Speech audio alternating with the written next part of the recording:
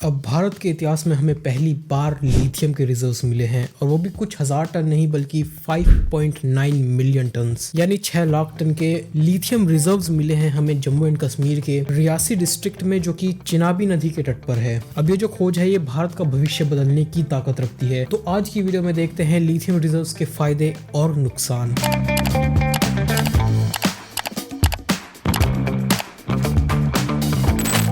Lithium, जिसे white gold भी कहा जाता है। अगर तुम लिथियम के बारे में थोड़ा भी जानते हो तो तुम्हें पता होगा कि लिथियम आज के टाइम में और आने वाले टाइम में कितना ज्यादा इंपॉर्टेंट मटेरियल है, क्योंकि जिस फोन या लैपटॉप पे तुम ये वीडियो देख रहे हो उससे लेके सैटेलाइट तक में लिथियम का यूज होता है। तो इससे तुम्हें थोड़ा सा ओवरव्यू मिल गया होगा कि लिथियम कितना ज्यादा इंपॉर्टेंट मटेरियल है। लिथियम ने हमारी इस मॉडर्न सोसाइटी को बनाने में बहुत योगदान दिया है। तुम्हारे कंप्यूटर से लेके इलेक्ट्रॉनिक कम्युनिकेशन और डिजिटलाइजेशन, आज जैसे मॉडर्न वर्ल्ड में हम रहते हैं, लिथियम के बिना ये सब पॉसिबल नहीं हो सकता था। बिकॉज लिथियम का यूज मोस्टली इलेक्ट्रॉनिक्स में होता है। Phone, television, laptops, computer, satellites और तुम्हारे इलेक्ट्रिक कार्स के अंदर लिथियम का काफी भारी मात्रा में इस्तेमाल होता है। कम से कम 90% से ज्यादा लिथियम इलेक्ट्रिक व्हीकल्स में ही यूज होता है। और जिस तरफ दुनिया फॉसिल फ्यूल से दूर जा रही है, इलेक्ट्रिक व्हीकल्स और रिन्यूएबल सोर्सेज को ढूंढ रही है, वहां पर लिथियम काफी इंपॉर्टेंट है। इंडिया के अंदर जो बढ़ती इलेक्ट्रॉनिक व्हीकल्स की डिमांड है और सरकार ने जो रेजोल्यूशन लिया है 2030 तक 30% व्हीकल्स को इलेक्ट्रिक व्हीकल्स में कन्वर्ट करने का, इसमें हमारे 5.9 मिलियन टन के जो लिथियम के रिजर्व्स हैं वो काफी काम आ सकते हैं। अब तक इंडिया के अंदर लिथियम नहीं मिलता था तो हमें इंपोर्ट करना पड़ता था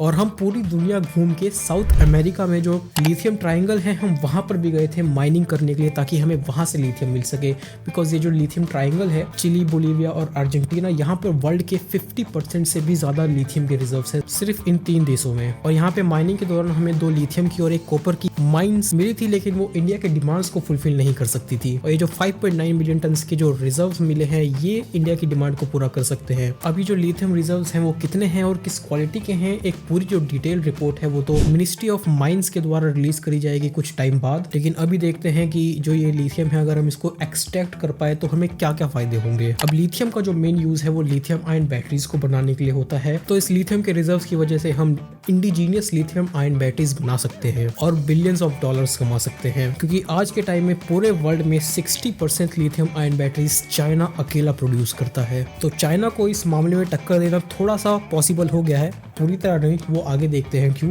पर थोड़ा सा। दूसरा, हमारा जो आत्मनिर्भर भारत मिशन है उसको भी इससे बूस्ट मिलने वाला है। बिकॉज लिथियम को बनाने के लिए बड़ी फैक्ट्रीज लगानी पड़ती हैं जो एम्प्लॉयमेंट तो जनरेट करेगी, लेकिन जो हमारा ऑटोमोबाइल का ईवी सेक्टर है हम उसको भी काफी अच्छा बूस्ट दे सकते हैं। और जम्मू एंड कश्मीर के रियासी डिस्ट्रिक्ट में जहाँ पे माइनिंग करी जाएगी वहां पर भी एम्प्लॉयमेंट की काफी ज्यादा अपॉर्चुनिटीज जनरेट होने वाली है। और जो पाकिस्तान ऑक्यूपाइड कश्मीर है, जब वहाँ के लोग ये देखेंगे कि जम्मू एंड कश्मीर में और ज्यादा एम्प्लॉयमेंट बढ़ रही है, तो कहीं ना कहीं उनका मन भी जरूर करने वाला है कि वो इंडिया की साइड होते। लिथियम आयन बैटरीज के प्रोडक्शन से हमें जो वर्ल्ड जियोपॉलिटिक्स है उसके अंदर काफी अच्छी स्टैंडिंग भी मिल सकती है। और जिस तरह लिथियम के काफी ज्यादा पॉजिटिव्स हैं, लेकिन लिथियम आयन बैटरीज बनाना उतना भी आसान नहीं होने वाला। जैसे कि मैंने कहा, वर्ल्ड की 60% से ज्यादा लिथियम आयन बैटरीज केवल चाइना से आती हैं और इतने बड़े नंबर्स को बीट करना आसान नहीं होगा। और हमें लिथियम मिल गया, उस पर भी हमें बहुत ज्यादा खुश होने की जरूरत नहीं है। बिकॉज लिथियम आयन बैटरीज को बनाने के लिए सिर्फ लिथियम नहीं लगता बल्कि और भी मेटल लगते हैं, जैसे कि कोबाल्ट, निकल, मैग्नीशियम। ये सारे मेटल हमें अभी भी बाहर से ही मंगाने पड़ेंगे और इन सभी मेटल्स की प्रोसेसिंग और एक्सपोर्ट पे दबदबा किसका है? चाइना का। तो अगर हमें लिथियम मिल भी गया है तो बाकी के जो मेटल्स हैं वो हमें इम्पोर्ट ही करने पड़ेंगे। और लिथियम आयन बैटरीज को बनाने के लिए हमें काफी टेक्नोलॉजिकली एडवांस इक्विपमेंट्स की जरूरत पड़ती है और स्किल्ड लेबर्स की जरूरत पड़ती है। अब इंडियन गवर्नमेंट के पास पैसा काफी है तो टेक्नोलॉजी को लाना इतना बड़ी बात नहीं होगी, लेकिन स्किल्ड लेबर